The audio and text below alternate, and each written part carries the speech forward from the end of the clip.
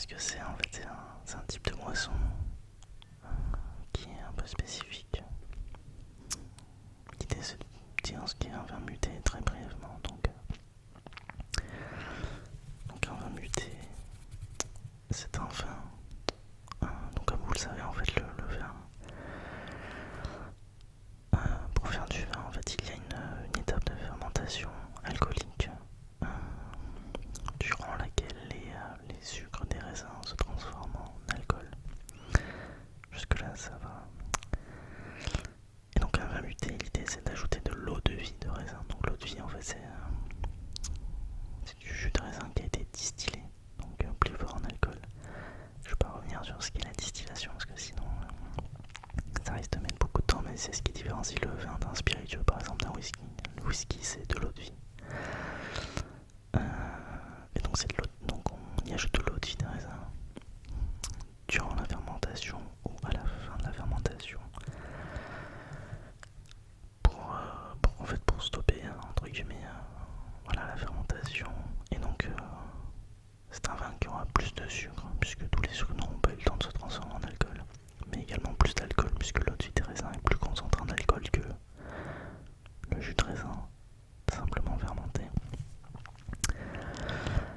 Et donc en fait l'origine du vin muté, donc je suis quand même allé m'enseigner sur ça parce que c'est intéressant. Donc pourquoi il y a eu cette idée? En fait l'idée c'était de protéger le vin contre la refermentation et améliorer la conservation, notamment en vue des longues périodes de transport.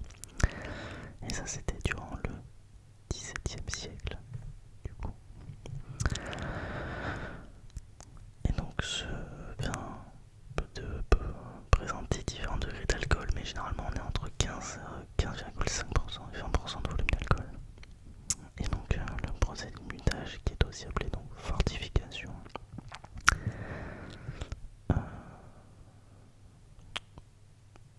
remonte à la fin du XVIIe siècle, comme je vous l'ai dit. Et donc aujourd'hui,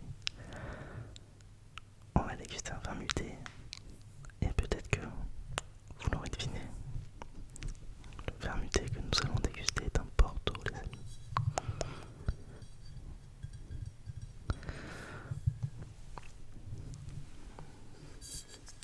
C'est un Porto de la maison Ramos Pinto. C'est ma maman qui me l'a ramené du Portugal. Donc je fais quelque part honneur à mes origines puisqu'elle l'a ramené du Portugal. Elle va tous les ans au Portugal, ma maman, parce qu'elle est portugaise et que j'ai de la famille au Portugal, notamment du nord du Portugal, donc vers Porto et dans la campagne.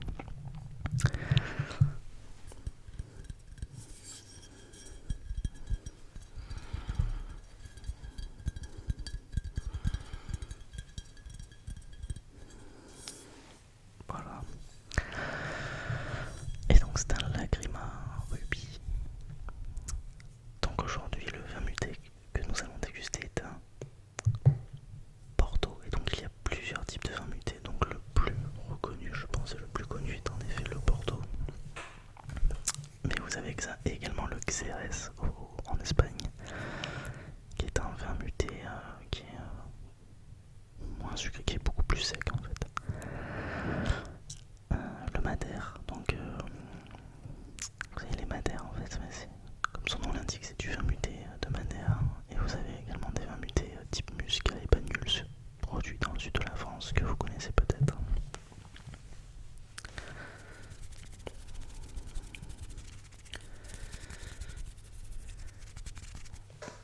Alors, comme vous le savez, moi j'ai fait des études dans les vins et spiritueux, mais j'avoue que les vins mutés c'était pas c'était pas entre guillemets ma matière préférée. C'était pas ma grande force honnêtement. Je connais pas énormément, mais bon, et c'est pas ce que je préfère non plus, pour être honnête avec vous. En revanche, je trouve qu'il est intéressant voilà, de s'intéresser à autre chose et aussi de voir autre chose, de présenter autre chose. Voilà, c'est l'idée. Et donc là j'avais l'occasion de le faire. Donc c'était super intéressant. Alors le Porto, donc c'est un vin muté portugais produit dans la vallée de Douro.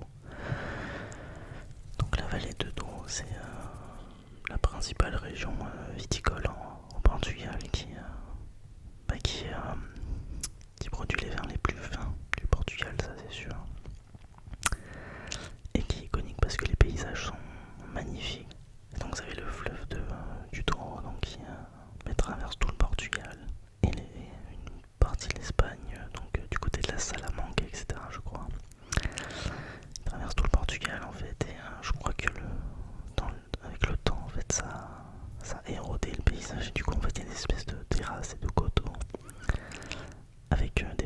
en relief qui sont absolument magnifiques. On y voit les vignes et tout, et donc c'est absolument magnifique. Et le fleuve de Douro justement se jette après dans la mer.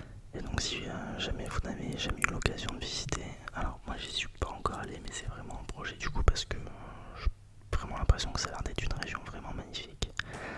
Donc je parle de la vallée de Douro, donc il y a l'air d'avoir des visites absolument ouf à faire, donc avec de très beaux paysages, des produits magnifiques, donc ça a l'air très sympa. Je mettrai une image je pense quand même pour que ça vous parle un petit peu plus, mais c'est vraiment très très joli.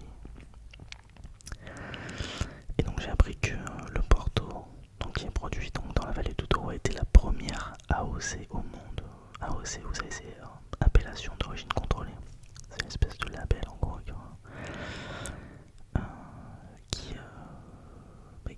qui établit un cahier des charges pour protéger l'appellation. Et donc c'est la première AOC au monde qui a été créée en 1756. Donc méga intéressant, ça je le savais pas et c'est très très intéressant. Donc vous avez différents types de Porto, vous avez le rubis, donc que j'ai là, moi c'est un rubis. Le rubis c'est vieillissement court en cuve, donc pour avoir des arômes intenses de fruits, c'est le plus sucré des Porto.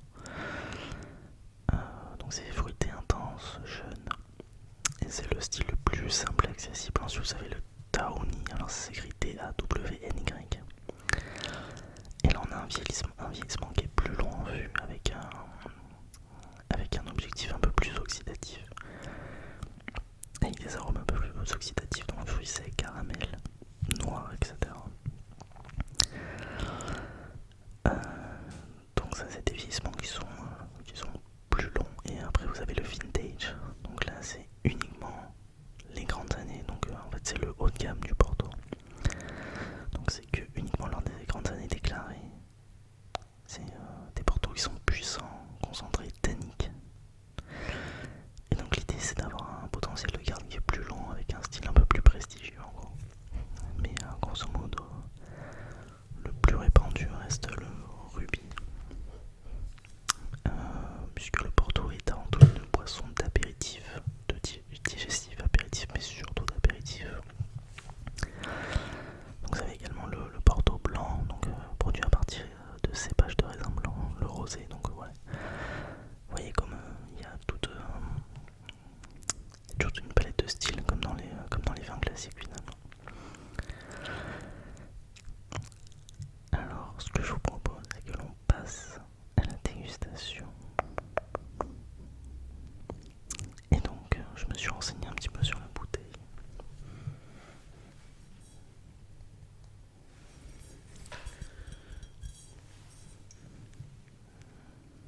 Donc je vais ouvrir.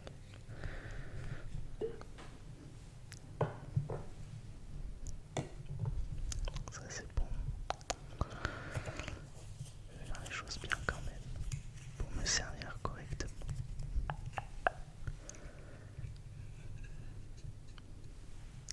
Voilà.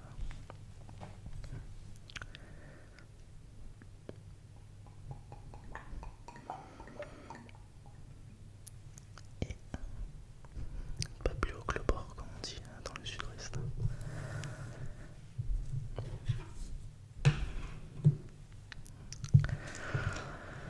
Alors on a une très jolie couleur rubis en tout cas.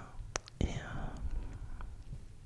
on a un côté très sirop. Alors je sais pas si on peut dire le terme sirop, normalement je crois. Vous avez vu un peu la densité. C'est pas comme un vin classique qui est plutôt liquide. Là on sent vraiment qu'il y a de la sucrosité, un petit côté sirop. Beaucoup de sucrosité. Un degré d'alcool qui est plus élevé qu'un vin classique, puisqu'on a 19 degrés. Un vin classique c'est plutôt entre 12 et 15. Donc, très sympa. Et alors avant la dégustation, donc cépage Tinta Barroca, Tinta Roriz, Tinta Ciao. Donc des cépages que je connais absolument pas pour le coup. Je connais de noms que j'ai déjà éventuellement dégusté une ou deux fois, mais vraiment pour le coup pas ma tasse de thé. De manière générale, un degré d'alcool de 19 degrés, une température de service entre 8 et 10 degrés. Donc oui, alors le Porto se sert relativement frais. Il ne se sert pas en température ambiante, un apéritif, vraiment. C'est comme une liqueur finalement. Et donc le Porto rouge, Lagrima le plus sucré de tous les Portos. Lagrima Red provient de Lagrima larme du vin rouge qui s'échappe le plus d'écume hors bois avec seulement une légère fermentation. Je vais pas lire les notes de dégustation parce que l'idée c'est de se laisser la surprise. Ok. Et c'est donc de la maison Anne Ramos Pinto, donc créé en 1880. D'accord. Et bien écoutez, c'est parti.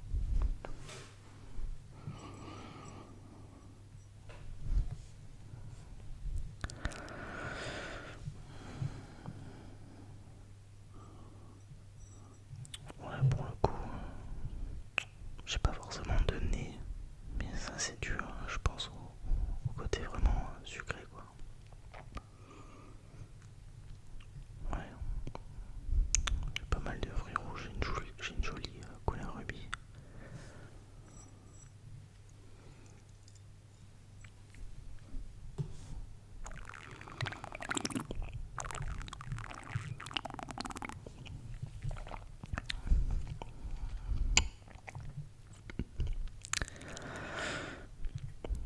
C'est très sucré. Alors bon, c'est normal aussi, c'est le but, mais waouh, ok. Donc c'est relativement sucré. C'est méga intense en termes de fruits. C'est vraiment méga intense en termes de fruits et de. Ouais, c'est méga. Bah, c'est très charnu. On a vraiment l'impression d'un fruit charnu, un peu fruit sec, un peu framboise, fraise, que j'aime beaucoup. Après voilà, c'est relativement sucré et je sens que c'est très sympa pour un verre, typiquement en apéritif. Mais ça peut vite devenir. En fait, voilà, ça se boit. C'est excellent pour un verre en fait. Voilà, il y a des boissons comme ça. Et donc là, on voit les larmes sont quand même méga denses. Donc pour rappel, alors je sais pas si j'en avais parlé, mais il me semble que les larmes, en gros les larmes, c'est les larmes du vin, c'est l'espèce de gouttes qui tombent sur le côté comme ça.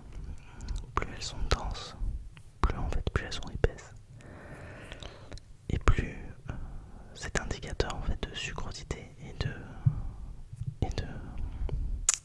fort degré d'alcool. Donc là on a les deux. Par rapport à un vin classique, j'entends bien.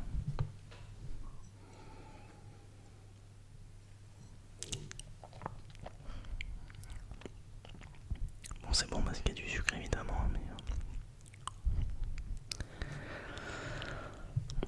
ma foi, c'est plutôt pas mal.